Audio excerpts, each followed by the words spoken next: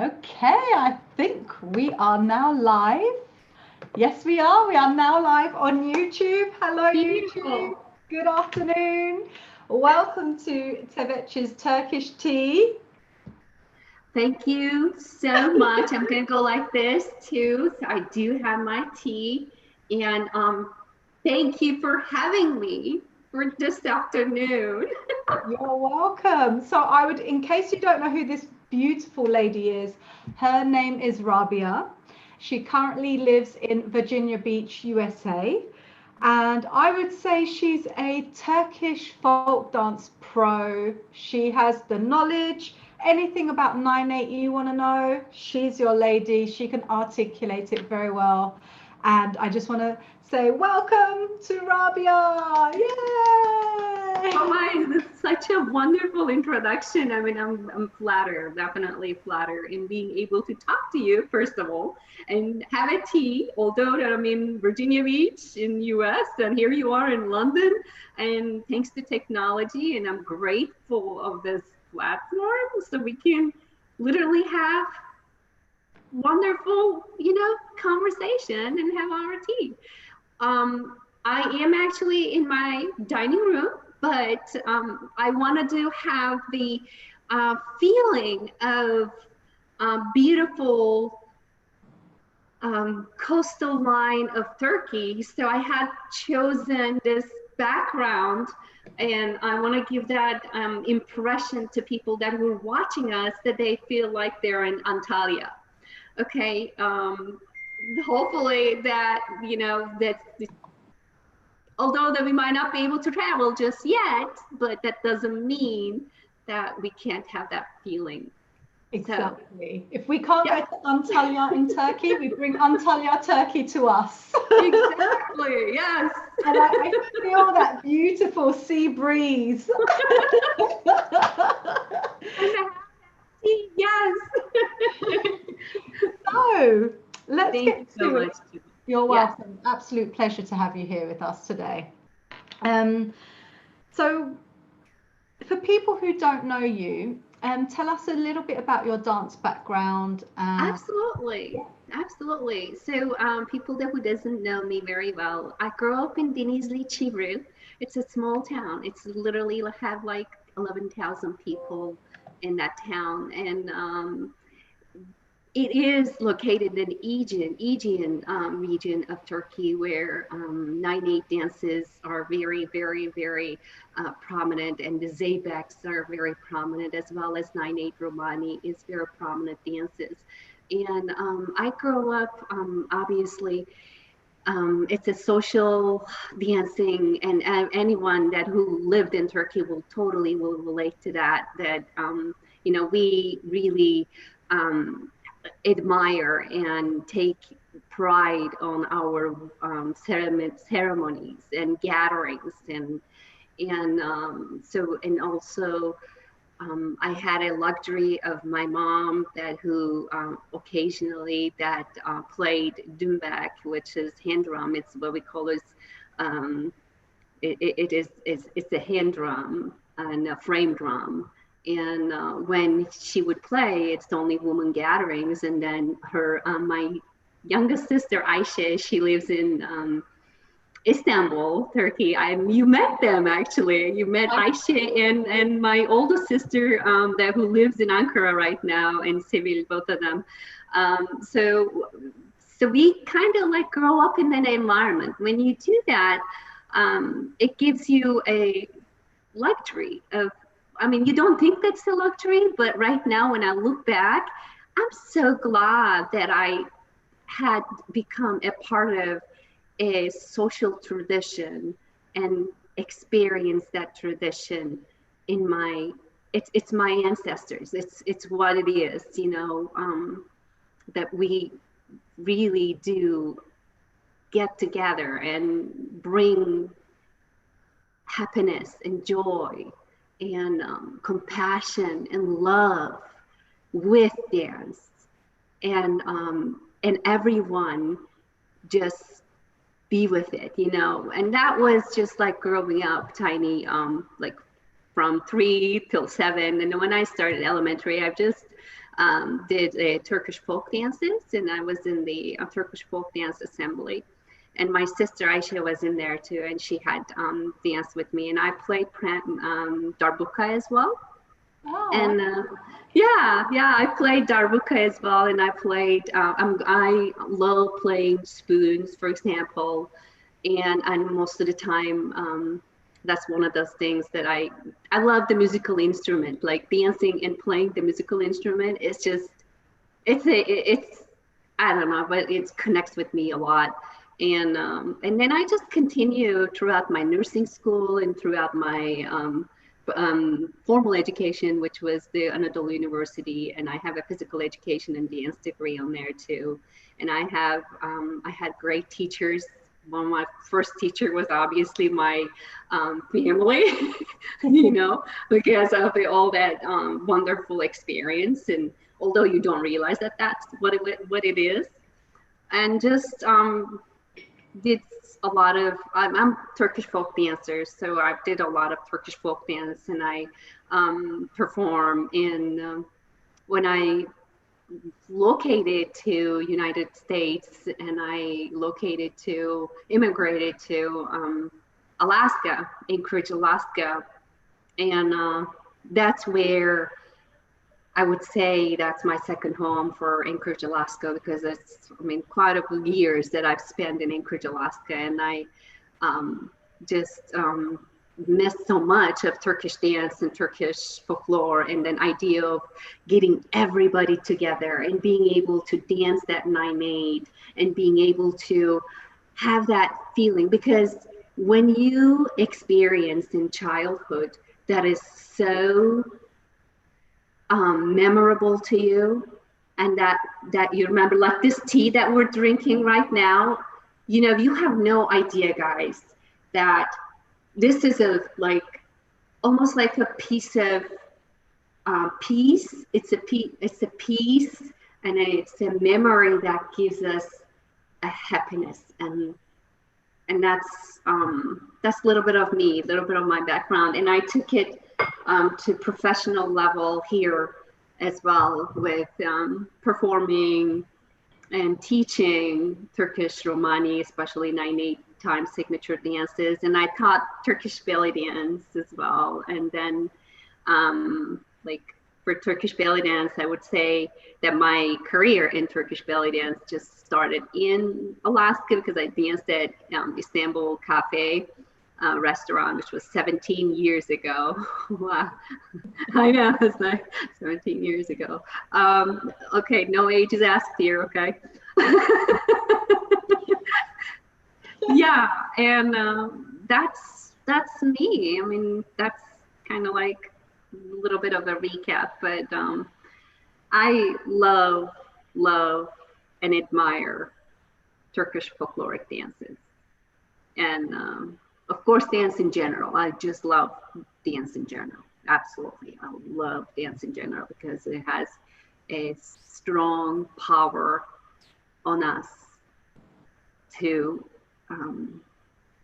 connect us, think about it. You're in London, I'm in Virginia Beach, and I'm so lucky that I got to meet you at a wonderful event that was organized in Istanbul, and we're still connected just because of dance. Same thing with Turkish dance and Turkish folkloric dance. It connects people. It just heals people. It connects people. It brings people into higher frequencies, I would say. Elevates them. Absolutely. I couldn't agree more. I think that's exactly what dance does. Sometimes we get in our heads a lot and focus on the technique, get it right. And then we lose that, what you just said, that sort of that connection to the dance. We lose that power of the dance and the spirituality of it. Yes. So I think it's a fine balance, isn't it?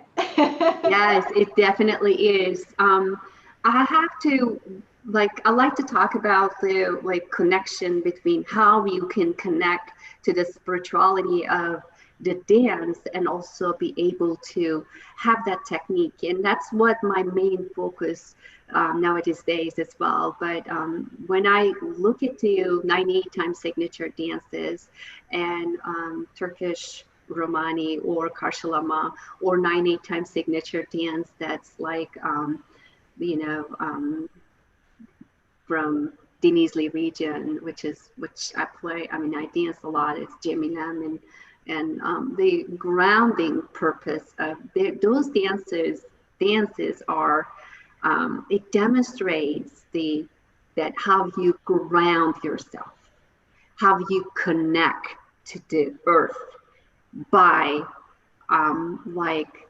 really movements that comes from your core. And that is like, then once you have that connection and the 9/8 rhythm in your body, that infuses, literally, it's in your bones and it's in your muscle memory. And that's when the technique part comes from. Then you can integrate each other. And next thing you know, you're on stage and you're executing those movements and you're connected with that music. And when you shine on that stage, how connected you are with the music, then your audiences are like, you know, they're connected to you. And I just want to say that to you. And I see that on your performances a lot. So because last time I watched you was at Rakas Istanbul Festival, and you had that beautiful blue dress, and it was just so connected with that music. And then you just technique just comes, you know, you got to drill. I mean, you got to work, you know, you're not going to just go and say, hey, technique, come to me, come to me, come to me. You know what I mean? You ain't going to do technique. No. There was this, it's so funny. There was this commercial, I think the elementary school student, and all the students are reading to understand the material. And this student is like literally like grabbing the, like holding the hands like this and going down to the book and the pages and going like this. Oh, yeah, I know, right? Like I'm like trying to understand the whole information on that book. So yeah, it comes to the technique and then spirituality and the connection part of it. And I think that comes with not only just practicing, but feeling. And the feeling of the music. Feeling is, I mean, indescribable when you do feel that music and when you go out there. And sometimes you don't even need it, which I'm not, like, I want to mention to you, I'm not sure if you relate to that. I'm not a choreography dancer. So when I improvise with like Turkish belly dance, or if I improvise with mainly in Turkish Romani, I improvise with Turkish Romani. I don't, if I choreograph, it probably is for students and I would dance with the students. That's what the main reason. But when I do it, I just improvise and I let the music carry me.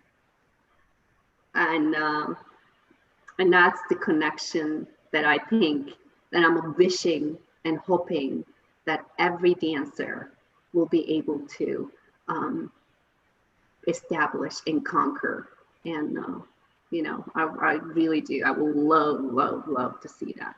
Yeah, likewise. I think especially when it comes to something like Roman, I'm the same. I don't like to choreograph that because for me it's a social dance, and it's even when you're dancing it on stage, I just think no, it needs to, I don't know, it just needs to flow from the heart. So you can, yes. Yeah. So tell us a little bit of Roman for people who don't know what it is, or absolutely. Turkish Romani dance. I want to just go a little bit about just a little bit, because Turkish Romani dance and history and the introduction to Turkish Romani, this is like totally different subject, and it will definitely take at least 2 to 3 hours minimum to go in the much of details. But when it comes to, I just want to just touch like literally like some just like a little background. So obviously Turkish Romani dance have taken different forms and different names in among Turkish society and throughout the Europe. But we do know that there's evidence and there's researchers out there, and people are welcome to go back there and read. That's how I, read and research and then ask questions. That's how I collect all the information. And that's been like almost history backs as early as 6th century. And obviously that we know that was a nomadic lifestyle, which Turkish people, by the way, original Turks lived a nomadic lifestyle as well. And of course, we do know the variety of the job, like the professions that they've done throughout the centuries, and that includes being a musicians and being a dancers and being connected to that art form of the dance. So with that being said, in Turkey, it was an object of social stigma for many, many years, and it was not conceived as a part of the national culture and national Turkish folk culture until late in the 20th century. So we're looking at the 6th century and the 20th century. Isn't that amazing? It took a long time. When I look at the Turkish Romani dance, we know that is actually happened. I mean, it is a 9/8 time signature. But please know, musician is not only plays 9/8. I mean, they play 4/4, 2/4s, and 8/8 time signatures in their compositions of music as well. That's why music is critical in terms of finding the correct Turkish Romani. When I say correct, I don't know if that's the reflects, I should say, the reflects Turkish Romani and dance and part of dance, because since when you go on stage, you are literally becoming a live storyteller, dancer, and a live instrument, because you're not only dancing to the music, but you are becoming a skeleton of the music, which I call it is the anatomy of 9/8. And I have a course, it's actually structure around that, and I have some of the objectives already listed, and that's available online. If anybody is interested, they're welcome to email me. And awesome, I would love that. I absolutely would. So basically, what they will learn in this full course is the obviously introduction to Turkish Romani dance, kind of like an intro. And of course, they're going to know about the rhythm, which is the 9/8 rhythm, and also the movement throughout the dance, which is represents emotions, and then the movements that considered, like male movements or the woman movements, and the all other necessary things that necessary dance subjects and objectives that's going to be covered in this course. So I just know that the fact that how it is integrated into our culture now, and how it's part of us. It has been. That's how I grew up, dancing to that Roman havasi. So do you dance to the Roman havasi, right? So, I mean, but now it's part of our national culture. Yes, it might take 6th century to 20th century, 14th century, but it's part of us. Now I'm so proud that is recognized, and we see beautiful dances on stage integrated into the Turkish Folk Federation, and that's huge. That's absolutely huge. And so I do go over like demonstrate and understand appropriate like cultural representation of Turkish Romani dance.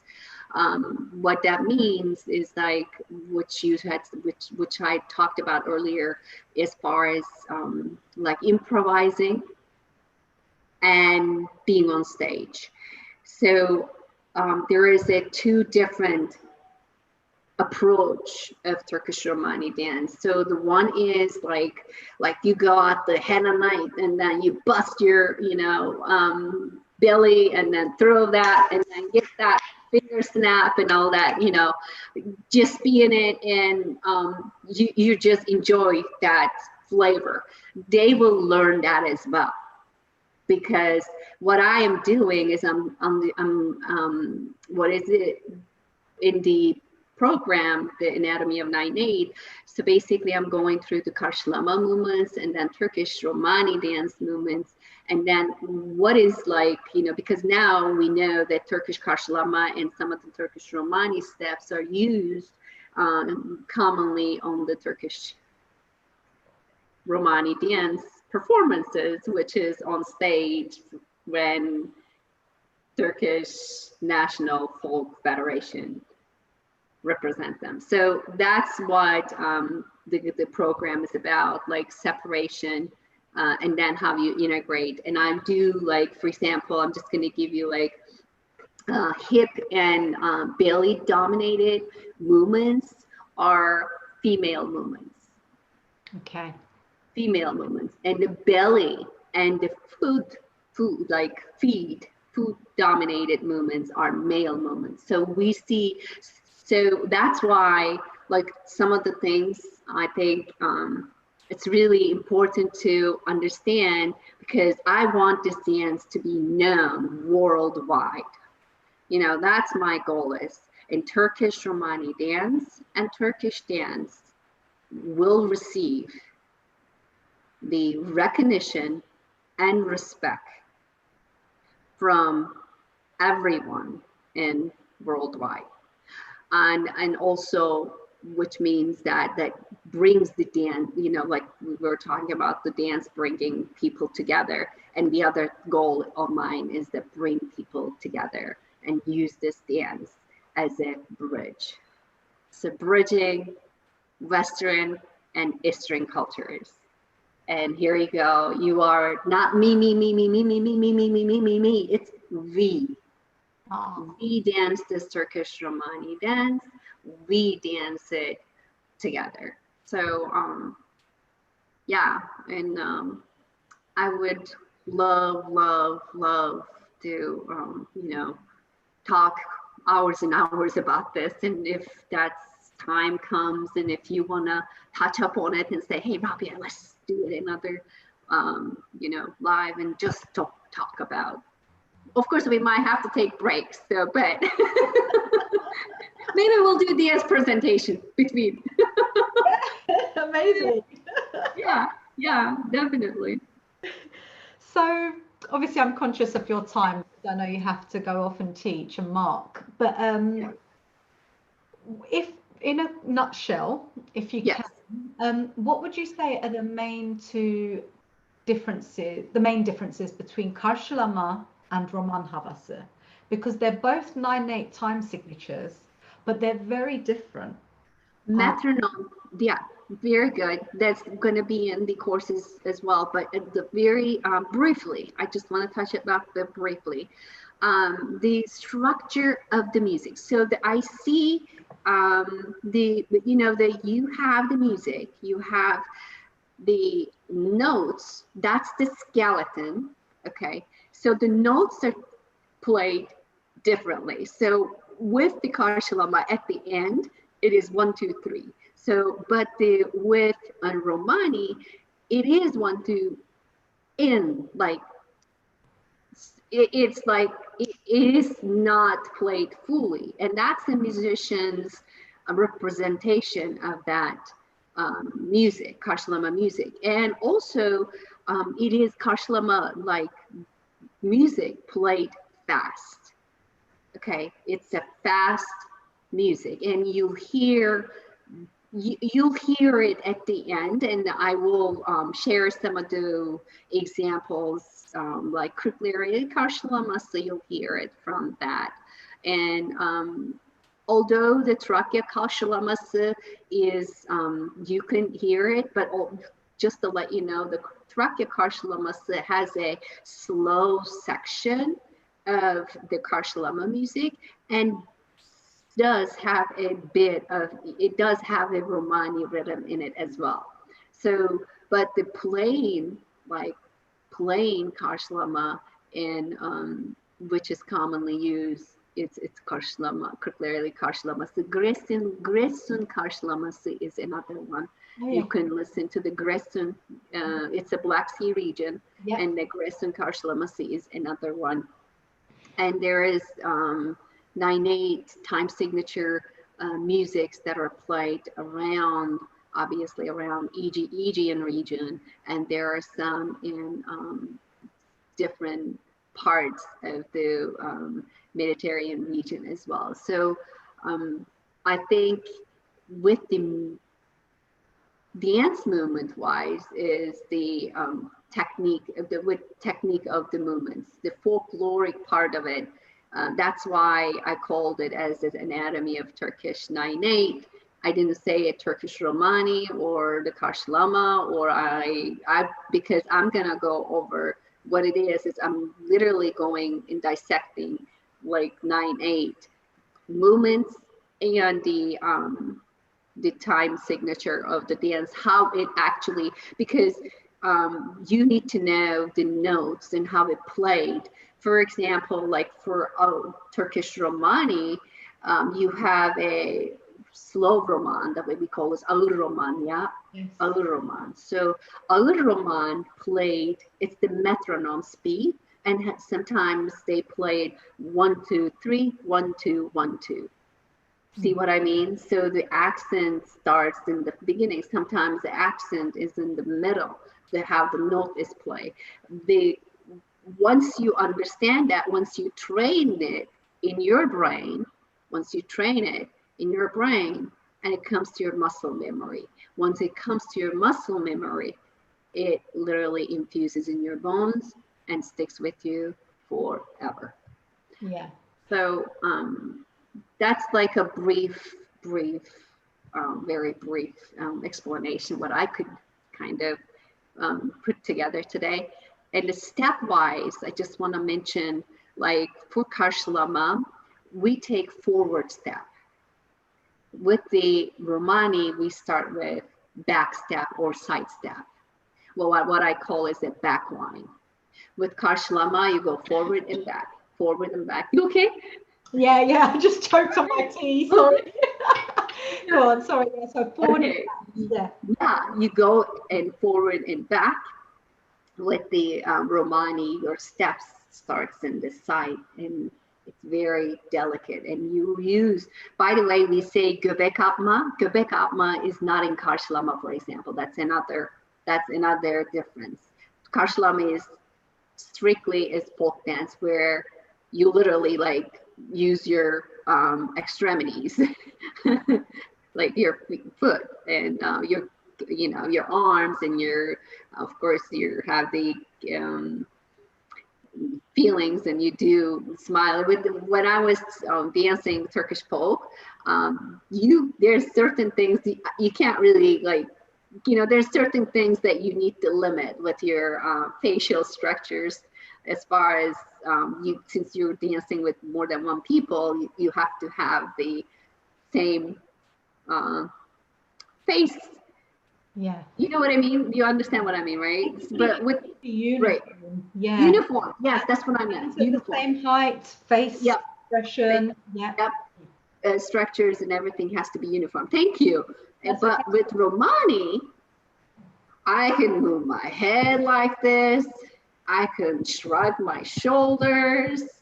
You know, I can, it's not just göbek atma. By the way, if you look at the pelvic movements, which I have been like studying that, and what I observed from my like own practice and on watching beautiful dancers, and I saw the like pelvic articulations, and at the end with the göbek atma, you literally go like almost like pelvic articulations, the pelvic circles, and then like at the end that you do the göbek atma, which you know kind of like an ami, almost in each step. In it's really is really amazing to like perform it, and then like, oh, this is what I use. Oh, I had no idea, and you had no idea. You know what I mean? Because you're like, oh, this is what I'm doing. And some things that I'm actually dancing and like, oh, this is how I do it. Oh, okay. This is, you know, because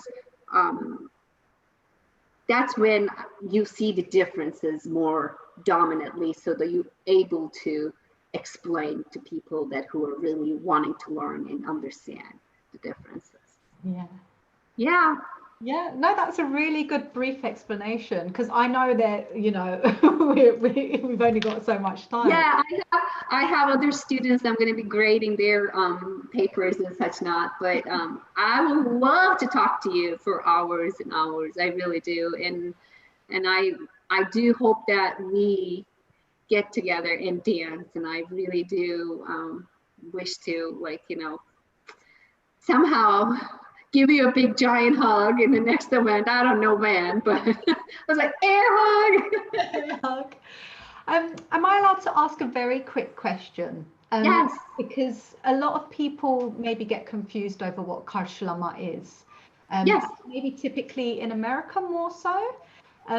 You know, you'll see dancers come out in a bedla, which is the bra and belt set, to Karsilama music. What is your opinion on that? Very quick. Is that something that should be done, or is that something that Turks would like frown upon and just be like, what is that? Karsilama is a folkloric dance, and it has the appropriate costuming for. It's a Turkish folk dance. Karsilama should be done in the. If we are calling it as in Karsilama, we need to wear the appropriate costuming for. Again, that goes back to the cultural representation of the dance, the Karsilama dance, because it's a folk dance. But if you are dancing in music that it's a belly dance music, okay? It's a belly dance music. I think that's a great question, and I'm glad you asked that. It's a belly dance music, but we have a Karsilama rhythm in it, and that's totally appropriate. But calling it Karsilama is not appropriate. You can call it the name of the song, you know, whatever the song is you're dancing. And I gave the example of Mahbure. It's Nükhet. I thought it was, it's Nükhet. Mahbure is one of them. And then that's, has some Karsilama rhythms in it. But if you're dancing to that, and some of the musics that we have, belly dance music, has Karsilama rhythms in it, not the dance. You know what I mean? Then, then totally fine. I think that's very appropriate. And then there are certain things I think I love. There's our beautiful dancers who've done, like, I want to give an example. Of course, you know, we have Nesrin Topkapı, and we have Sema Yıldız, and we have some of the dancers that most of the people in the world knows that who does like really like Serap Su is one of them, like, you know, does Karsilama rhythm in the belly dance routine. Yes. But it's not Karsilama or folk dance. Does that kind of? I think that makes total sense. So if you pick a Karsilama piece of music, it should be a folk dance, and it's represented that way with the full costume and everything. But if it's a piece, like a segment of Karsilama 9/8 rhythm within a larger, longer belly dance routine, then it's okay. Yes, and definitely, like example would be Yüksek Yüksek Tepelere. That's a 9/8 song, and that's a Karsilama, by the way. And I love that. I absolutely love that. And it is a Karsilama song. So if you listen to Yüksek Yüksek Tepelere ve kurumasanlar. You've got a That's lovely voice. Sorry. thank you. Thank I you just so want much. I'm not going to deafen our viewers, but yes, carry on. I love you dearly. So yeah, that is a, for example, Karsilama music. So if you go and play that music and wear a bedla, I'll be like, okay, girl, get the bedla off. This is not Oriental, okay? So yeah, Yeah. No, but yeah, that's something like that. cool. Yeah. And if they don't know, I always tell them like, please ask. Just send an email. I mean, there's resources. We have wonderful dancers around the world that who know and knowledgeable about these songs. If you don't know, and instead of picking that song, like just ask. I'll be happy to help you. I'm sure you'll be happy to help. I'm sure the dancers that we know that happy to help. So Yeah, absolutely. I think that's very good advice for dancers. Um, okay. Am I allowed to ask one more or is that it? Should I let you go? we can no, we'll do one more. Yeah. One last question. Let's do this to the last question. Thank you. Thank you. I feel like I'm being greedy, but I want more of Rabia. Love talking to you. Me too, me too. So what advice do you then have for dancers looking to do Turkish style? It could be Oh dance yeah. or belly dance, like Oriental or folk dance. One is that obviously looking for resources that are available for them, seeking teachers that are like done this for a long time and they're knowledgeable and they can mentor these dancers that who have passion in Turkish dance. And we have wonderful dancers that who are willing to like give the time and knowledge to share their knowledge. And also music. Please, please, please, please, when you listen to the music, get familiar with that Turkish rhythm, because Turkish rhythm is another subject, by the way. It's totally different than Egyptian rhythm or Moroccan rhythm. So we have some like a lot of odd rhythms, a lot of articulating movements and fast movements and very like fast and various turns, which I love that because that comes from a whirling. And that's another subject of becoming one with music and becoming one with the universe when you do whirling, and that's passion of mine as well. Those would be definitely a couple of the advices, and also always nice to like read. You know what I mean? There's some researches out there. Read. Just don't make up stuff. That's another thing, Don't, like try not to make up stuff. And respect the Turkish dance, more than anything. Yes, absolutely. Well, I know I can just tell it's your love and it's my love also. I know. I just wanted to tell you, I really do, really, really, really greatly. It comes from bottom of my heart that thank you. Thank you for having this platform and bringing dancers that who has a Turkish dance, a love of Turkish dance together and continuing the legacy in London. So I hope that, like, again, I hope that you'll be able to come here too, so to Virginia Beach, and we'll be able to do some project together. Who knows? So I really do want you to know that I am grateful as well. Thank you.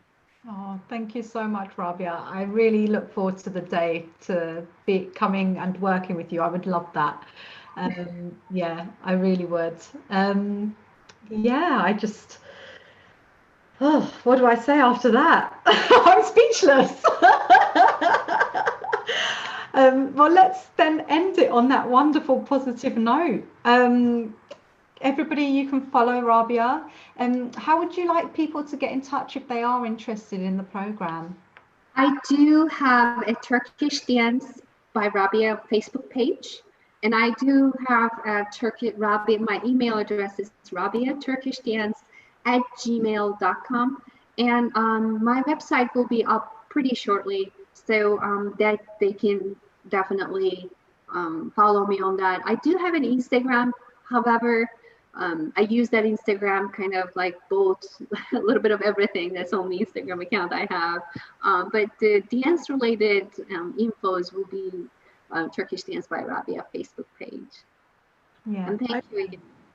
I'll link that in the description box below. So Thank you. you're welcome. Thank you for joining us. Thank you to everyone who's been watching. Rabia, we are so lucky to have you in our community, in our international dance community, and I hope I can sort of host you in London one day and bring you to London. Thank you. Yeah, we'll see what the future holds, of course. We'll give you guys this breeze. Yeah. All right. Take care. Stay positive, stay happy, stay healthy. Love you guys. Love you too. Stay there. I'm just gonna say goodbye to YouTube. Okie dokie. End stream. Bye, YouTube. That's it. YouTube has ended.